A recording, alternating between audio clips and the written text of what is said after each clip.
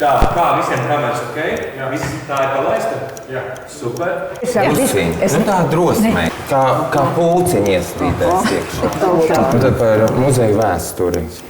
Par gadiem, jā. Starts. Tā sapulce sāk profesors Stradīns. Šodien mēs esam sanākuši, lai apspriestu ļoti svarīgu lietu. Proti, lai apspriestu jautājumu, kā sākt medicīnas vēstures muzeja iekārtošanu. Un viņš ir, kā saka, sākums šim muzejam. Es domāju, ka jāspēlē neitrāli, atturīgi neitrāli attieksmi ievērojot. Stradīnkungs. 40 cilvēku liels štats nav varējis atvērt vaļā 3 gadu laikā muzeju. Man negribētos, ka šo laiku uztais par farsu, jo īstenībā tas bija skumjš kopumā laiks. Aizvēstures nodaļa būs gatava. Šādi tāda sīkuma nebūs.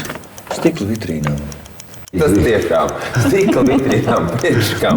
Kā un ko izdarīt, mūs mācīt nevajag. Ko un kā izdarīt mums mācīt nevajag?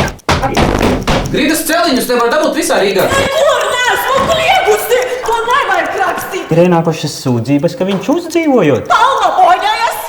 Griezti gaļas nost, jums viss ir vienaldzīgi! Jautājums jau ir izbeigts!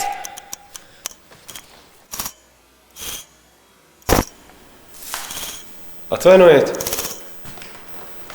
Man ir jautājums. Kāda ideja ir muzeja pamatā?